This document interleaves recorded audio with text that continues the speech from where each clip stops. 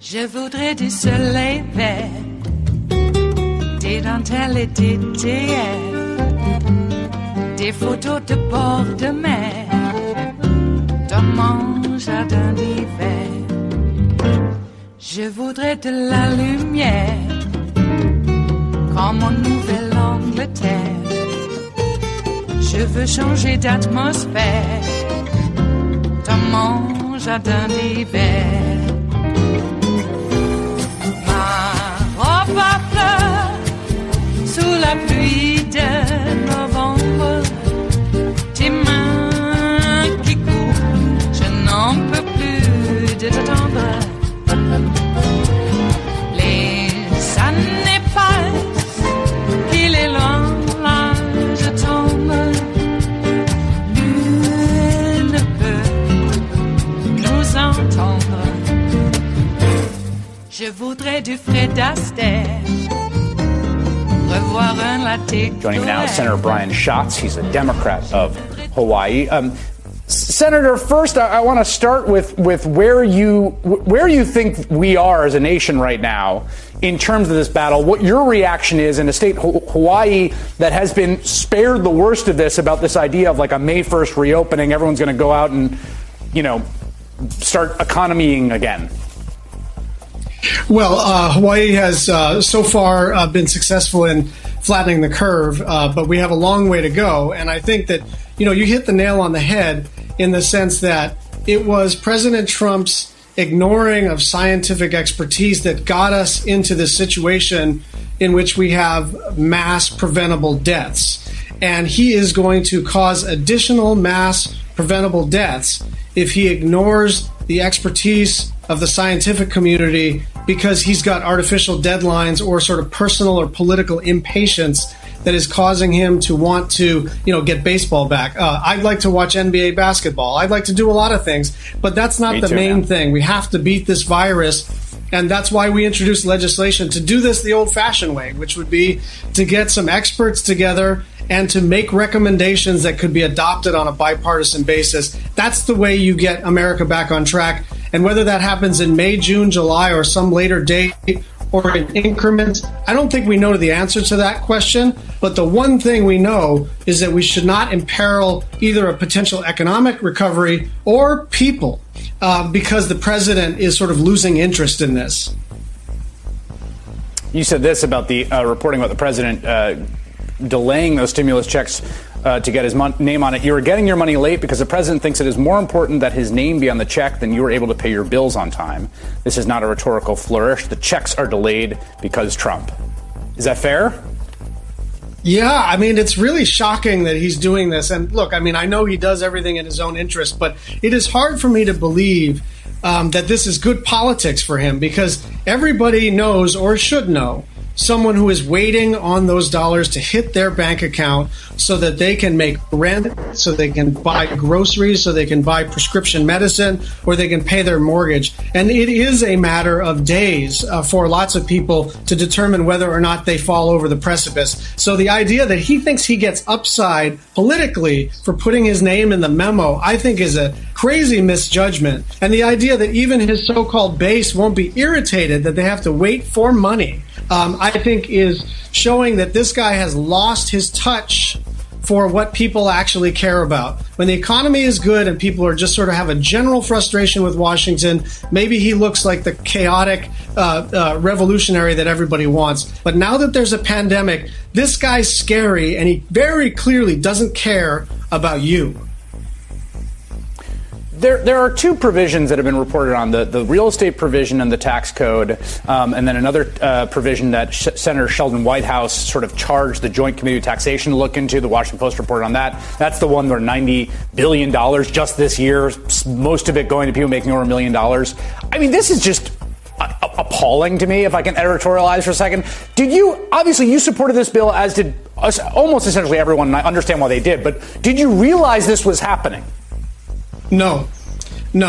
And look, you passed the bill on a bipartisan basis because people were struggling and suffering, and hospitals would have shut down, and tens of millions of Americans and hundreds of thousands of people in Hawaii would have suffered even worse had we not passed the CARES Act. So I'm still standing by the yes vote. But there is some gross stuff in this last bill. And the fact that we tried to establish some oversight, and the president, issued a signing statement to say essentially that the president is not subject to oversight, and then he fires all of his inspector generals.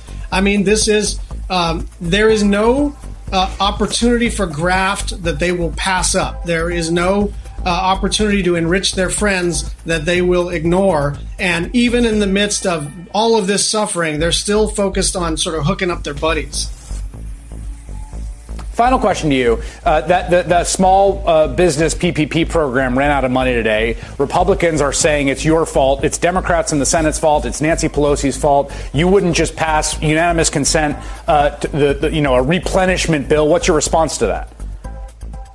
Well, I think we should replenish that fund. It's a program that has had a clunky rollout, no doubt, but it's also keeping a lot of people on the payroll, which is part of the purpose of the CARES Act. The problem is that states and counties everywhere are about to go broke and make mass layoffs if we don't help them. And hospitals, in particular, are already starting layoffs across the country, and we don't have the resources for a massive national testing regime. And so what we said was, look, you've got $250 billion you want to replenish this fund with. We could do that. Let's also do these other things that everybody has agreed upon, and we'll be able to do a package on a bipartisan basis. Instead, Mitch McConnell did what he does, which is he sort of did a stunt on the Senate floor that was never designed to enact a law, but rather to sort of use it as a bludgeon against Democrats. Nobody has any patience for political stunts. People want results, and we're ready to do that as soon as we can. It is Thursday, the 16th of April of 2020, and you are in West Coast Cookbook and Speakeasy. I am your chef de cuisine, Justice Putnam, and our daily special is Metro Shrimp and Grits Thursdays. A little bit of jambalaya, a little bit of spice in your life. Well, how are you today? It seems like 22 million people are out of work in 1 month. Some people are likening it to the Great Depression, and some are deriding those numbers as not being that important as compared to the Great Depression. You have to look at population levels between then and now, of course. 15 million people back then represented, almost 29, almost 30% of the American population, whereas the 22 million now is only 16%. Now, understand that it took 3 years for those unemployment levels to reach 15 million during the Great Depression, and now it only took 1 month to get to 16% of the population unemployed, with a number of 22 million people. We should also add on, and to both numbers, the Great Depression numbers and the ones now, is that there's more people represented there than just what is represented, because a lot of those individual 22 million people have families, and they are suffering too. I wouldn't say that you have to put them in the unemployed category, but when the breadwinner is no longer winning the bread, there's a lot more people involved than just that single sole breadwinner. Well, everything that Obama did in the last decade has been pretty much destroyed. Trump was on a mission, and he destroyed the economy that Obama was able to salvage from the last recession. That, what was it? Couple of unfunded wars, tax breaks to the rich that weren't funded, just, any number of things that the Republicans wanted. And they knew it was going to collapse as soon as Bush got out of office. And they knew the Democrats were going to come in. They figured it'd be 4 years Just blame it all on the Democrats and let them figure it out, and Obama did. He served out his term, and Hillary did win the election, except for the fact that Vladimir Putin, and maybe some other hostile foreign actors, but mostly Vlad and his team, in cohorts with Parscale and, dare I say, Mark Zuckerberg, because he was pretty much involved in that election too for Trump. Very much so. They gamed the system, and they were able to wrest control of this government, and now we see what has happened. The exact same thing that Vlad did, the exact same strategy Vlad did, right down to getting rid of oversight, their equivalent of inspector generals. They got rid of them. Right down to making vulnerable populations more vulnerable, whether through by authoritarian bombast or the luck of a virus that might decimate some folks. And now we're hearing, and have been hearing, a lot about the thievery that the administration has been endeavoring in what it is. It's stealing medical equipment from the states. The states purchase medical equipment. The feds come in and take it away, confiscate it. And a lot of people are upset about that, because at the same time that Trump is out in the White House in his campaign speeches saying the governor's got to go out and get this material, apparently because Trump's so inept he can't figure out where it is himself, so he's going to let his Vicks get it, and then he's going to go over there and threaten to break a few legs. He's going to hijack the trucks. And that's what exactly they're doing. We reported earlier this week, and earlier this week, a day or so ago, about the FBI breaking up a scam of trying to get states and hospitals to overpay for, what was it, 39 million masks, and they were, now of course money was not exchanged, but the 39 million masks did not exist. It was all a scam, and the FBI busted those people. But why was the FBI there? They were there to steal the 39 million masks they thought that state and those hospitals were going to get. Oh, that state was California, and the entity was SEIU, the largest employee union in the state. They took up the Trump challenge, and they went out and, through calls and whatnot, thought they had discovered 39 million masks that they would be able to purchase. FBI swooped in expecting to confiscate the 39 million masks and found out, oh, this is all a scam. Well, God gives you lemons, you make lemonade, right? Bust those people that were involved in the scam because the government wanted those 39 million masks. And you don't ultimately fraud this government, apparently. They'll hijack your truck, but don't you dare try to put a lock on your truck. That's maybe going a little too far in disrespecting the Don. So these supplies and equipment have been confiscated. Ventilators, masks, gowns, swabs. And the premise has been is that Trump's going to dole them out to the governors who are towing his line. And you know what we find out actually is happening? Trump owes Vlad. He has always owed Vlad.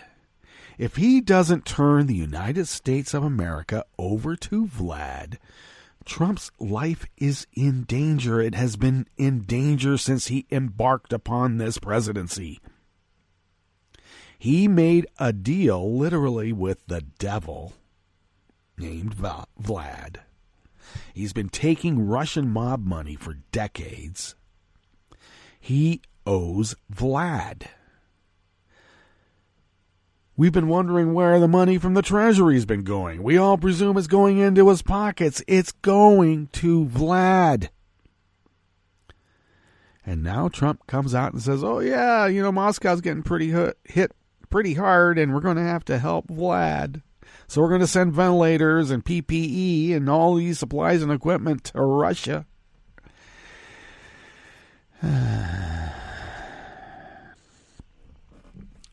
Now, it seems rather brazen to me. Maybe I have a tinfoil hat on. But I will tell you that what we are seeing is actually happening. And while we're clucking and shaking our heads thinking, how could anybody be doing this? They are doing it, and we're going to get behind the 8 ball again if we don't stop it. And how do we stop it? Well, I don't know. The Tea Party was out in force in Michigan yesterday, all upset about, you're treating us like children, telling us we have to stay inside. We want to play in the mud. So they went with their guns and their MAGA hats and their Confederate flags. And it was kind of a Confederate flag. This was, a Confederate flag with an AR-15 emblazoned on it. I mean, come on. Shouldn't have been a different kind of long rifle for the period. Well, we know what this is about. This isn't about freedom. This isn't about individual rights. This is about brown shirt fascists telling government that even during a pandemic, they have no power, especially if you're a Democratic woman. Especially. So it looked to me a very famous photograph of these Tea Party MAGA brats pounding on the walls or the doors of the state capitol, and a photograph from inside. And I got to tell you, they look like zombies. They look like the Walking Dead. They are the MAGA dead. This isn't 28 days after, though it's pretty close. Yeah. These people are zombies. They're lizard brains.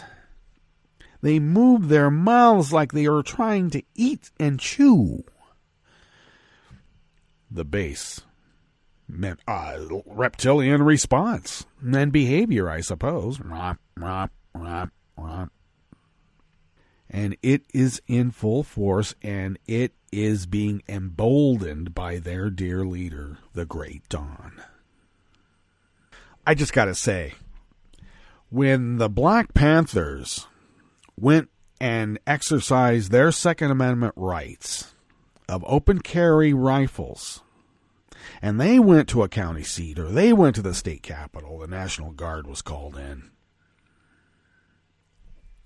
But they were black, and the people that descended upon the Michigan Capitol were all white. They all had their guns, and they all had the flag of the traitorous South that waged war against America, and they're going to do it again behind their stalwart, the Great Dawn. But we won't let them. They don't know anything about how America works. They think they do, but they don't. I'll say it once again. All they've done is awakened a terrible sleeping giant. That's right. Okay, what's on the rest of the menu here in the Bistro Cafe of West Coast Cookbook and Speakeasy? Well, at the top, Trump ignoring scientific expertise got us into this situation, and he's going to cause additional mass preventable deaths if he ignores the expertise because he has artificial deadlines. We got to get it out on May 1st, May Day. We'll all rally around the maypole. He doesn't even know what a maypole is, and when he does, yeah, trust me, it'll be too liberal and socialist for his taste. On the rest of the menu, amid criticism over a lack of transparency, federal health officials are pressured to publicly track coronavirus infections and deaths in nursing homes. For the same logic that made it against the law for doctors to ask about whether there was a gun in the home and then what you could do to make yourself safer. By the same logic that made it illegal even for the CDC to track gun deaths, accidental or otherwise, and especially when children are involved. The logic that allowed that is the same logic in this. that if you don't count the dead in these nursing homes, in some sort of bizarre logic in Trump's reptilian brain, he thinks it's going to help him in November. Bodies don't lie. Ice rinks being recommissioned and frozen up again so that they can be used as giant morgues don't lie. On the rest of the menu, the government is approaching the lending limit on relief money to the nation's small businesses. Yeah, I wonder if they had to wait for Trump's signature. And beaten by the KKK, hounded by racist politicians, and jailed by the police for representing black civil rights activists in Louisiana at the height of the movement, attorney Richard Barry Sobol is dead at age 82.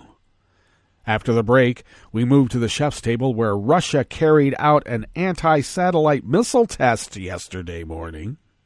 Wonder why that is. And in a last-ditch meeting, Netanyahu and Gantz failed to reach a unity deal, so the deadlock persists. All that and more on West Coast Cookbook and Speakeasy. Bon appetit.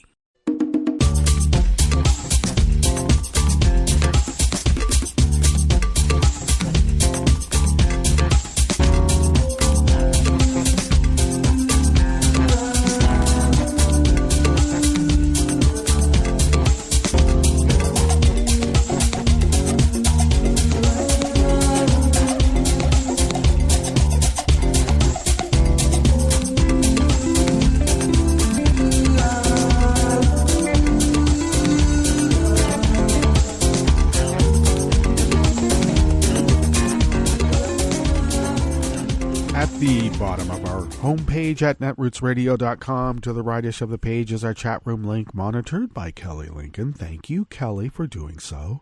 To the leftish of the chat room link, at the bottom of our homepage at netrootsradio.com is our link to our Patreon page. And please become a recurring Patreon of Netroots Radio. I got to tell you, though, the bulk of how we pay our bills comes out of our own pockets. We would still be unable to do this without you. And thank you for your generosity over these 9 years. Your generosity has allowed us to fulfill our civic duty of Resistance Radio broadcasting 24/7, 365 for 9 years.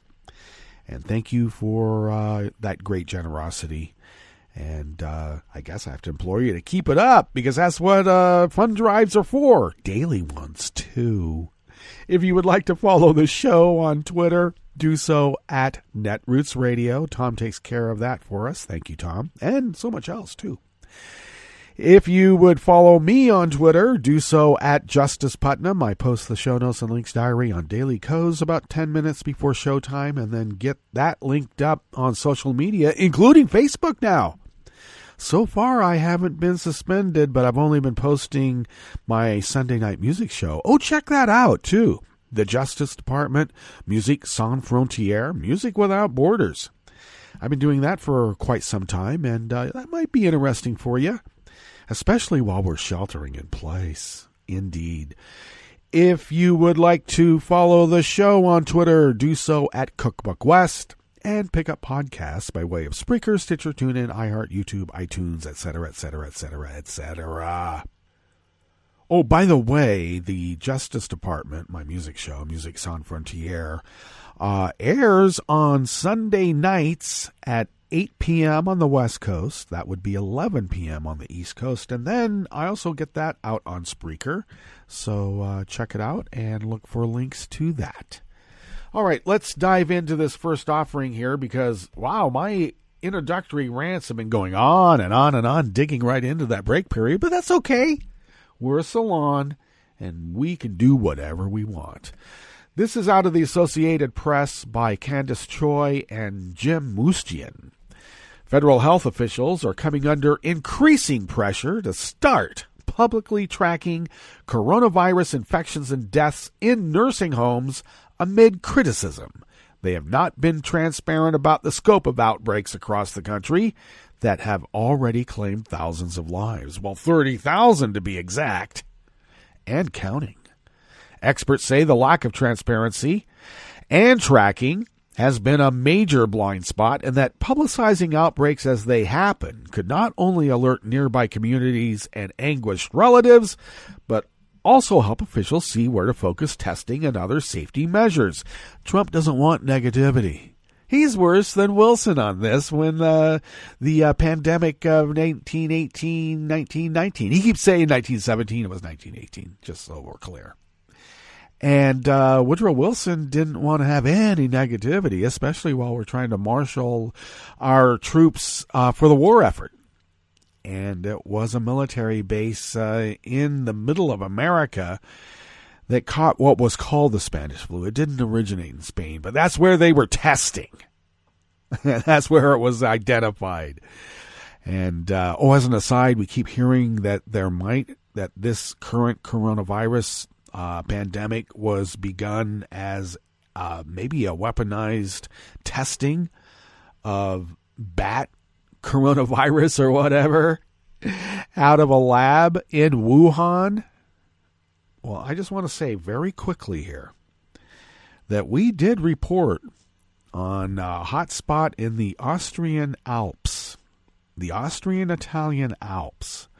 And there's been more and more evidence that it could have possibly, the beginning of this coronavirus began in the Alps and went to China.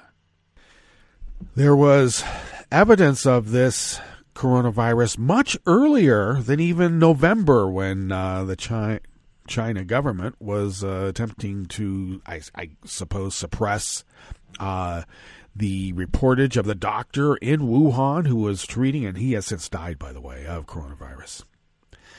That they suppressed that guy and tried to jail him and any number of things. And that was in December, when this doctor started announcing this. But there's some speculation that it did not originate in China. It's still to be seen. I mean, this could be some sort of weird weaponized thing that got out of hand even. Could have been an accident. But regardless, we now lead the world in these infections. And we will lead the world in the number of deaths as well. And Trump needs to blame somebody because it's on him, indeed. Such an action by agencies that oversee the nation's 15,000 nursing homes is seen as long overdue, coming more than a month after a nursing home in Washington state became the first COVID-19 hotspot in the U.S. with an outbreak that ultimately killed 43 people and a near-daily drumbeat of new cases that, in some cases, has forced entire homes, entire care facilities, to be evacuated.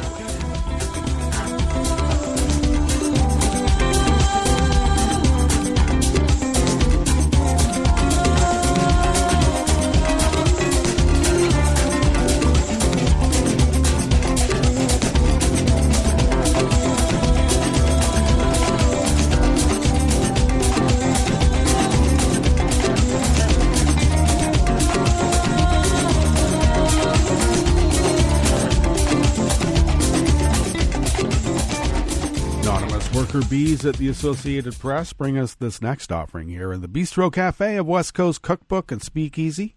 Metro Shrimp and Grits Thursdays.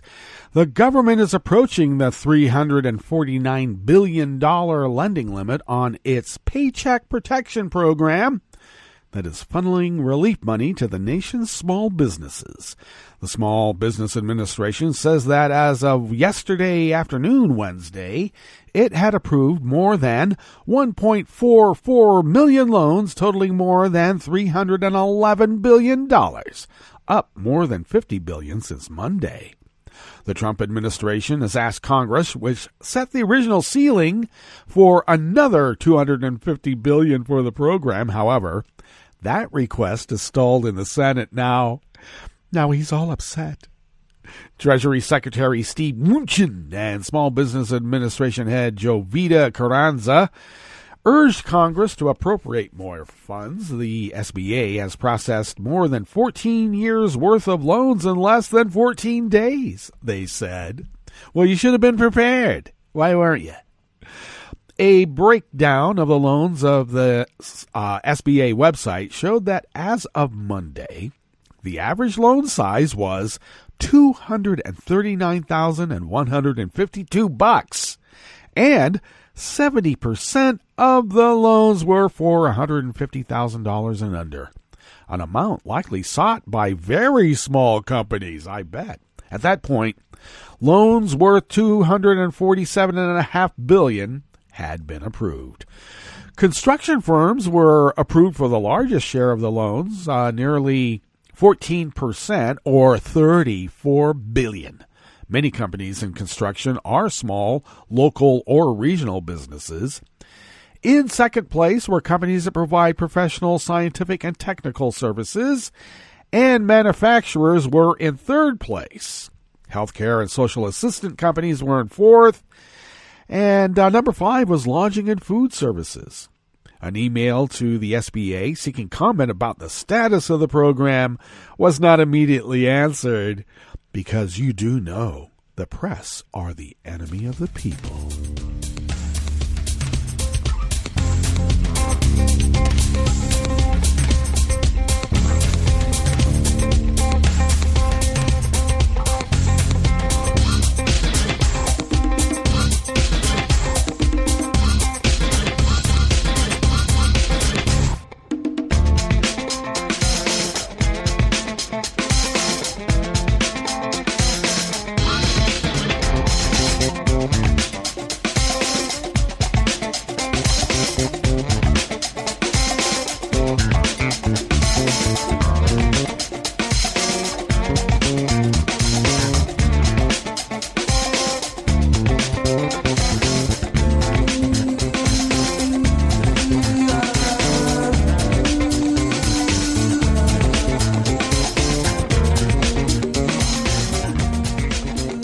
Shovel Johnson of the Associated Press brings us this final offering here in the Bistro Cafe of West Coast Cookbook and Speakeasy.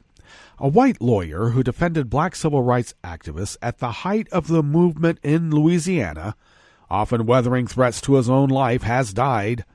Richard Barry Sobol died on March 24th at his home in Sebastopol, California, of aspiration pneumonia. I'm sorry, that's just a medical way of saying he drowned in his own fluids. And that was stemming from radiation treatment for squamous cell carcinoma found in a lymph node in his neck, his wife Ann Sobol told the AP in an email. And he was 82. Sobol's career included groundbreaking litigation involving desegregation of schools, employment discrimination against minorities and women, electing blacks to public office, and a criminal case that led to a U.S. Supreme Court decision guaranteeing the right to a trial by jury in state criminal cases. Gary Duncan, the subject of that case, said he's still at a loss for words after hearing of Sobol's death. When he passed away, I lost a part of myself, Duncan said in a telephone interview from his home in Harvey, Louisiana. He was one of the greatest people in the world. Duncan said Sobol treated him like a son, and his death is a great loss to the world. He was dedicated for what he was doing, Duncan said. There was no money involved, really, but he had a belief that everybody should have equal rights. He represented a lot of people in Louisiana and was threatened everywhere, but he didn't let that get in his way. He was a strong man to be able to do that. Duncan said Sobol was jailed for representing him, but that didn't stop him. Sobol arrived in Louisiana in 1966 as a volunteer for the Lawyers' Constitutional Defense Committee. In a 2016 piece about his work for the LCDC that appears in Kent Spriggs' Voice of Civil Rights Lawyers, Reflections from the Deep South, 1964 to 1980, Sobol said that assignment saw him enter, quote, a new world from which I have never returned, end quote. In Louisiana, people who needed help would be depending on my work, he wrote. Whether I did it and did it quickly and successfully meant the difference between jail or not jail, integrated or segregated education, fair or discriminatory employment practices, the right to demonstrate or the denial of that right, access to public accommodations or the denial of access, the right to vote, or tricks to nullify that right, and so on, and so on, and so on. He noted working for the LCDC came at a time after significant milestones in the movement, including the Freedom Rides, the March on Washington, and the enactment of the Civil Rights Acts of '64 and 1965. Rest in peace, great man. Rest in peace. We better get to our break, and when we get back from that break, we will go through weather from around the world, and we will finish up with the stories that we have curated for you today. You are listening to West Coast Cookbook and Speakeasy, and we will be right back. You are listening to netrootsradio.com. Please hang up and try again.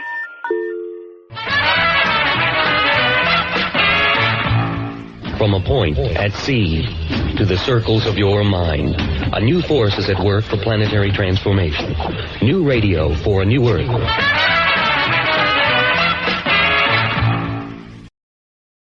This is Take Two Movie Review. I'm Mike Friend. This week, touching story, amusing backdrop.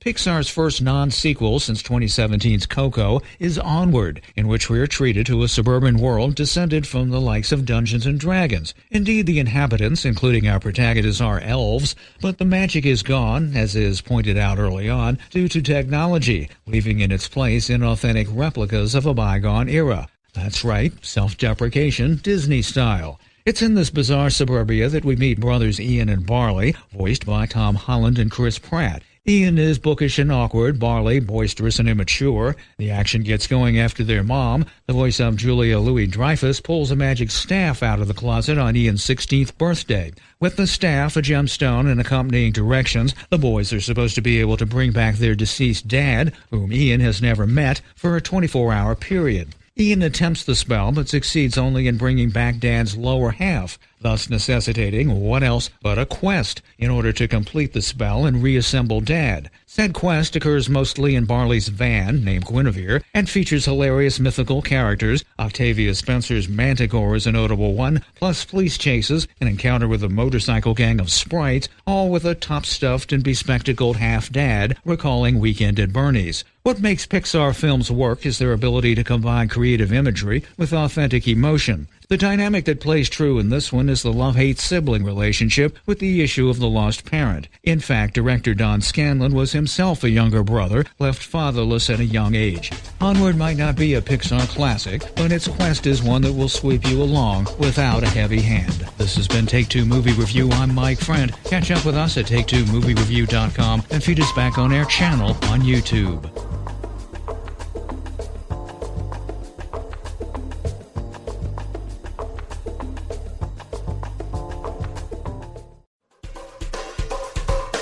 This is Scientific American's 60-Second Science.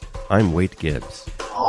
Imagine getting screened for early-stage lung cancer simply by taking a deep breath from an inhaler and then peeing into a cup. Sangeeta Bhatia, a professor of health sciences and engineering at MIT, described how that might be possible in a TED Talk she gave in 2016. What if you had a detector that was so small that it could circulate in your body, find the tumor all by itself, and send a signal to the outside world? It sounds a little bit like science fiction, but actually, nanotechnology allows us to do just that.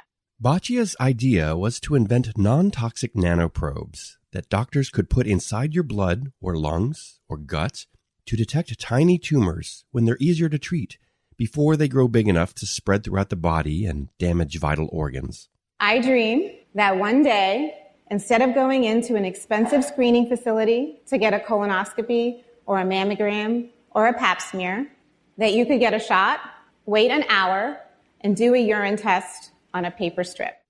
In 2017, Bhatia's team reported a proof-of-concept experiment in Nature Biomedical Engineering that demonstrated nanoprobes like this working to detect early-stage ovarian cancer in mice. And now the group has refined this technology further to create a screening test for lung cancer that is more sensitive than the CT scans used today. The team of Harvard and MIT researchers described their work in the April 1st issue of Science Translational Medicine. Lung cancer accounts for nearly a quarter of all cancer deaths in the U.S. each year, in large part because most cases of lung cancer are not caught until after the disease has already spread to other sites. Yet when lung cancer is caught and treated early, the majority of patients survive the disease for at least 5 years. But CT screening for lung cancer is not widely used around the world because it's expensive, and more than 90% of positive tests turn out to be benign growths, not cancer. So this kind of screening leads to a lot of unnecessary and invasive biopsies. In Batia's study, which was done on mice genetically engineered to develop lung tumors very similar to those seen in people, the nanoprobes were able to detect tumors about 50 times smaller than other screening methods, and it produced no false positives. The nanoprobes are designed to release reporter molecules when they come near certain kinds of lung tumors. Once released, the reporters pass into the blood, get filtered by the kidneys, and then exit the body in the urine. The group is now working to repackage the nanoprobes into a form that could be inhaled as a powder or through a nebulizer. If that succeeds, then the technology will have to proceed through several years of clinical trials before it could be used to screen people for lung cancer. And I hope that what this means is that one day we can detect tumors in patients sooner than 10 years after they've started growing, and that this would lead to earlier treatment, and that we could save more lives than we can today with early detection. Thanks for listening. For Scientific American's 60-Second Science, I'm Wade Gibbs. Hi, it's Tom. Could we humbly suggest your donation to netrootsradio.com? All we've got to run this 24-hour powerhouse of progressive resistance radio is what comes out of our own wallets. And you are our biggest donor. And it doesn't take much, $3, $5. Just go to the bottom of our netrootsradio.com page and hit our secure donate button. Heck, you can even make a recurring contribution, and you'll get a wondiferous pair of Netroots radio stickers for application to your backpack, your bumper sticker, or your banjo. Well, it's up to you which backpack you want to put it on. So donate what you'd like at the bottom of our netrootsradio.com's homepage, because you are our biggest donor. netrootsradio.com. Together, we are Resistance Radio.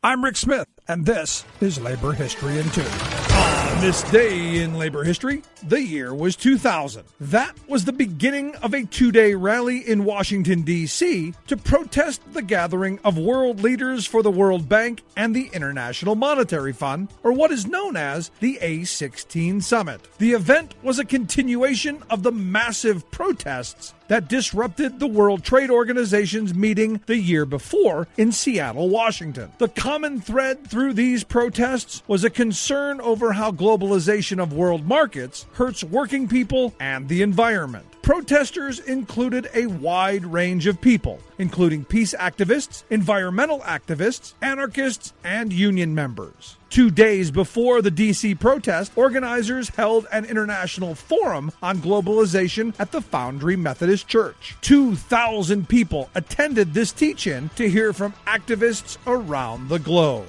It's estimated that 50,000 people attended the D.C. rallies. One big theme for the rallies was bringing attention to the negative consequences that can occur when developing countries receive economic bailouts. The strings attached to these painful bailouts often usher in destructive privatization schemes and painful austerity measures that disproportionately fall on the backs of working people. The protesters in the U.S. Capitol were met by a large police security presence.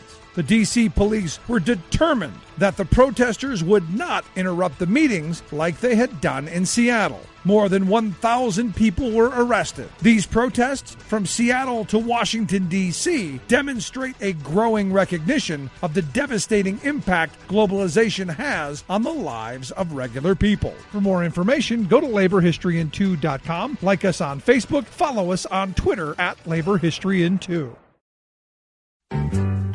The news today, oh boy. It's time for Nicole Sandler's What's News from NicoleSandler.com and the Progressive Voices Network. Donald Trump on Wednesday threatened to use a never-before-used presidential power to adjourn the Senate so he could make recess appointments to fill judicial vacancies and administration jobs without Senate approval. The House and Senate have stopped doing business until at least May 4th. Due to the coronavirus pandemic, but the Senate has continued brief so-called pro forma sessions every 2 days, a common practice used to prevent presidents from making recess appointments. Well, Trump slammed the practice. The Senate should either fulfill its duty and vote on my nominees, or it should formally adjourn so that I can make recess appointments. If the House will not agree to that adjournment, I will exercise my constitutional authority to adjourn both chambers of Congress. The current practice of leaving town while conducting phony pro forma sessions is a dereliction of duty that the American people cannot afford during this crisis. It is a scam what they do. It's a scam, and everybody knows it. And it's been that way for a long time. Politico explains the absurdity of the threat, telling what would have to happen first. Senate Majority Leader Mitch McConnell would have to bring the Senate back, and they'd have to vote to adjourn. Speaker Nancy Pelosi would then have to bring the House back, and the House would have to amend the Senate's adjournment resolution, essentially voting against it. Then the Senate would have to disagree with the House's amendment. Only then could Trump adjourn Congress, this all according to the experts. But that's just one more example of how to spell hypocrisy. Donald Trump can't complain about his nominees being stalled when he's remade the judiciary with 193 new judges. I have 2 words in response: Merrick Garland. Also on Thursday, Trump is expected to announce his plan for advising states on how they can relax coronavirus restrictions and reopen businesses. Trump attempted to enlist businesses in the push by name-checking some executives and claiming they would be part of his outside advisory council. However, many of them had not heard anything about it before Trump invoked their names in the Rose Garden with a Sharpie. Trump then hosted a series of conference calls with the executives, but most of them urged the White House to focus more on mass testing, as experts continue to argue that widespread testing is a key prerequisite to reopening the economy. Well, the new weekly unemployment numbers are out, and another 5.2 million Americans filed for unemployment compensation in the past week, bringing the total to over 22 million in just 4 weeks. And Wednesday brought the devastating news that retail sales in March plunged 8.7%, the largest decline by far in the nearly 3 decades the government has tracked that data. Previously, the biggest monthly decline in retail sales was in the fall of 2008, when there was a drop of under 4%.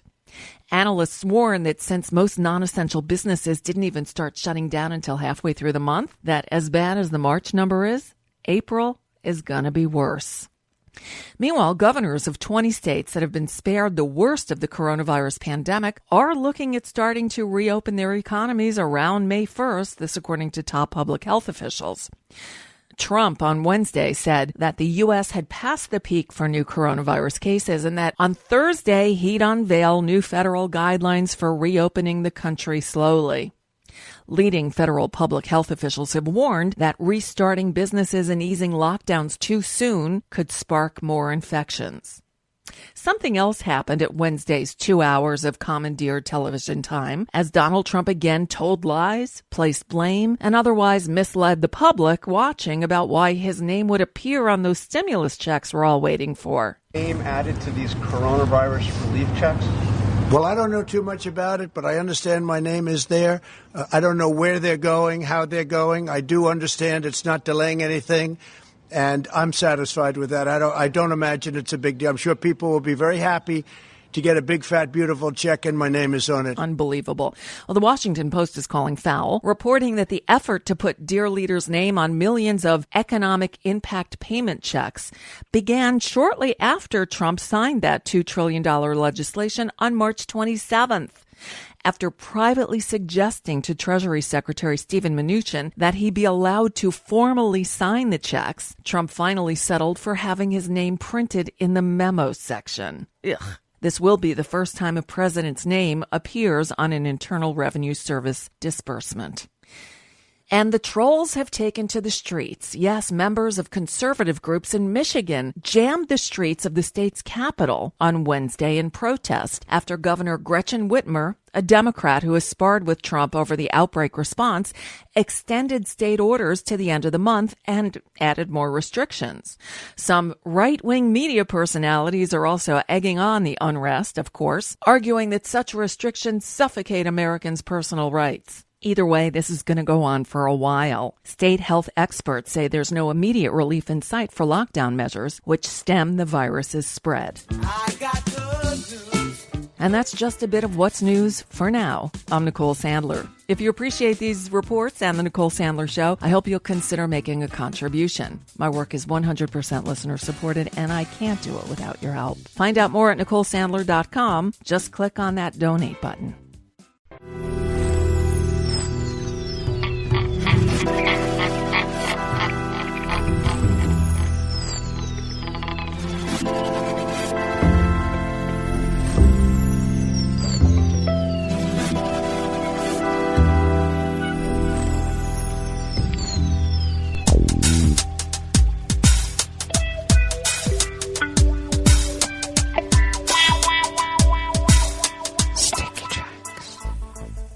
Thank you for accompanying us here to the Chef's Table at West Coast Cookbook and Speakeasy Metro Shrimp and Grits Thursdays.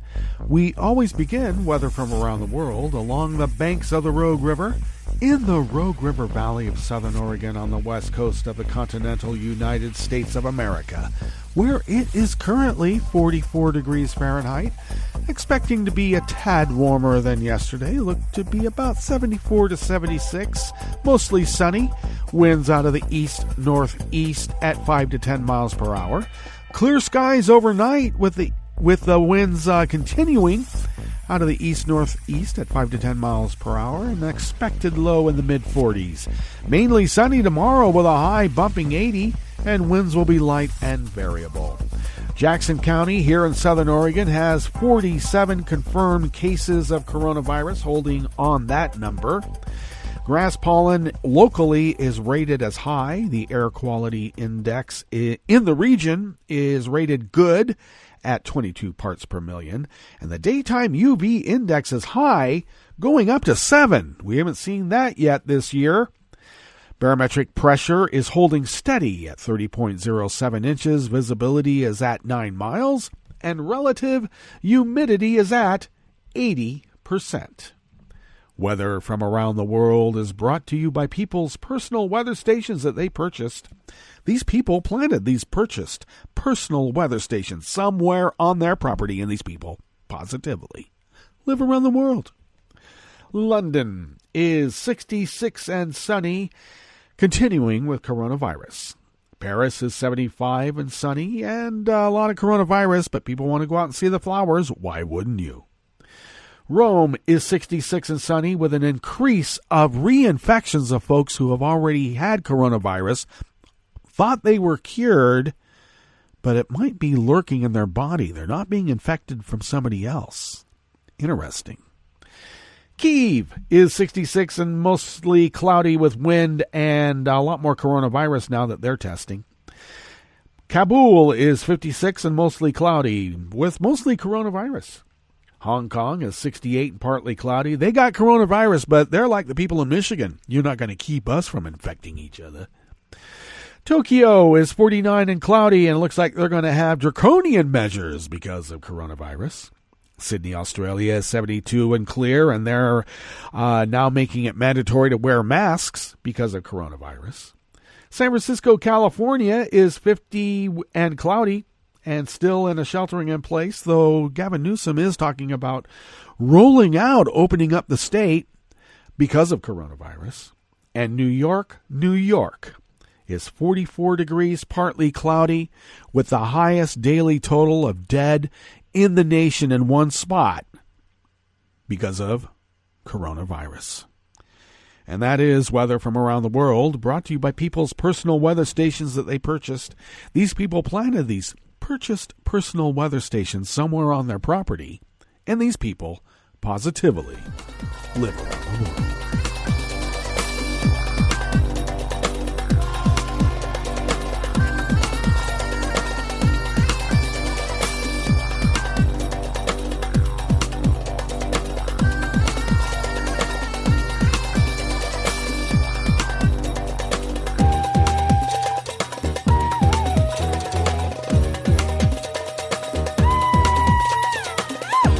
Idris Ali and Joey Roulette of Reuters bring us this first amuse-bouche here at the chef's table at West Coast Cookbook and Speakeasy. Russia carried out a test of an anti-satellite missile yesterday, Wednesday, the U.S. military said, calling it an example of the threats the U.S. faced in space. The move comes as officials have said that space will increasingly become an important domain for warfare in spite of all of the agreements we've made with the various nations. Thank you, Donnie. Thank you, Vlad. With the U.S. and other countries such as Russia and China stepping up their military postures in low Earth orbit and near the moon. Experts say that anti-satellite weapons that shatter their targets pose a space hazard by creating a cloud of fragments that can collide with other objects, potentially setting off a chain reaction of projectiles through Earth orbit. The U.S. is ready and committed to deterring aggression and defending the nation, our allies, and U.S. interests from hostile acts in space. General John Raymond, the commander of U.S. Space Command, said in a statement.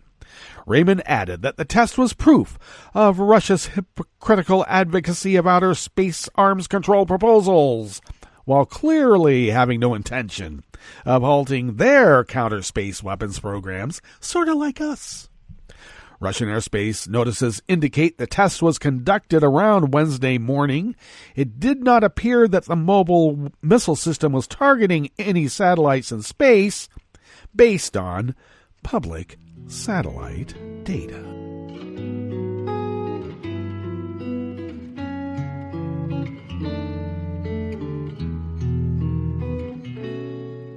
Je te donne c'est mon amour pour la vie entière. La promesse de me trouver à tes genoux. Aussitôt que tu m'appelles, rester toujours fidèle.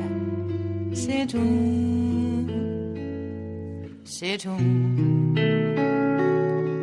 Je te donne tous mes printemps, mes étés de mer, mes automnes quand les feuilles tombent partout. Si ce n'est pas une bonne affaire, je te donne tous mes hivers, c'est tout. Ryan LaBelle of Reuters brings us this final amuse-bouche here at the chef's table at West Coast Cookbook and Speakeasy. A countdown to a fourth election in Israel in more than a year of political deadlock began today after Prime Minister Benjamin Netanyahu and main rival Benny Gantz missed a deadline to form a government. Both men had pledged to join forces in a national emergency government to battle the coronavirus crisis, but they could not agree on terms for power sharing. With Netanyahu's corruption trial due to open next month looming over their talks. Under Israeli law, centrist politician Gantz's failure to put together an administration within 28 days allotted to him after a March 2nd election meant that the Knesset, Israel's parliament, will now have 3 weeks to agree on a candidate for the task. If no nominee is chosen in the next 21 days, or if the appointee does not form a government within 2 weeks of being chosen, Parliament will automatically dissolve and a new election will be held. Further complicating the political picture, Netanyahu, head of the right-wing Likud party, and Gantz, leader of Blue and White Party and a former armed forces chief, could continue to pursue a deal and rally a parliamentary majority to support it. Even as Gantz's deadline expired at midnight, both parties pledged to press on with negotiations. But for now, the deadlock persists. Well, that brings us to the end of our broadcast period for the day, but you do know Netroots Radio will broadcast on, and we'll meet up tomorrow for Blue Moon Spirits Fridays, and don't we deserve it? So do stay tuned to Netroots Radio all day and all night for all the breaking news as it breaks, and we'll meet up here tomorrow, right here in West Coast Cookbook and Speakeasy. Bon appetit.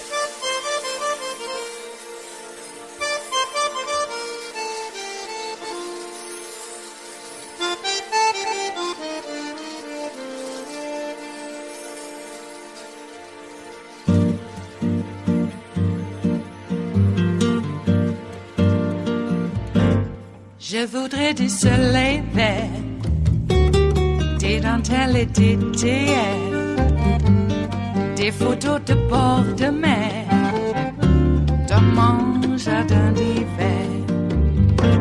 Je voudrais de la lumière, comme en Nouvelle-Angleterre.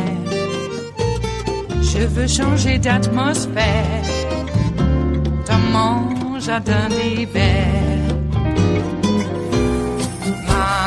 Robe à fleurs, sous la pluie de novembre, tes mains qui courent, je n'en peux plus de t'attendre. Les années passent, qu'il est loin, là je tombe. Nul ne peut nous entendre. Je voudrais du Fred Astaire, revoir un latte Goer. Je voudrais toujours te plaire, dans mon jardin d'hiver. Je veux déjeuner par terre, comme au long de golfe clair. T'embrasser les yeux ouverts, dans mon jardin d'hiver.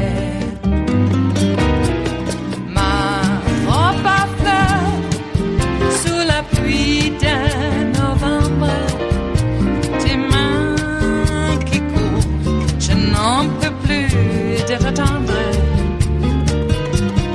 Les années passent, il est loin, là je tombe. Nul ne peut nous entendre. Ba-da-da-dum-di-da-dum. Ba-da-da-dum-di-da-dum. Ba-da-da-dum-di-da-dum. Dans mon jardin d'hiver. Ba-da-da-dum-di-da-dum. Ba-da-da-dum-di-da-dum. Ba-da-da-dum-di-da-dum. Dans mon jardin d'hiver. Dans mon jardin d'hiver. Dans mon jardin d'hiver.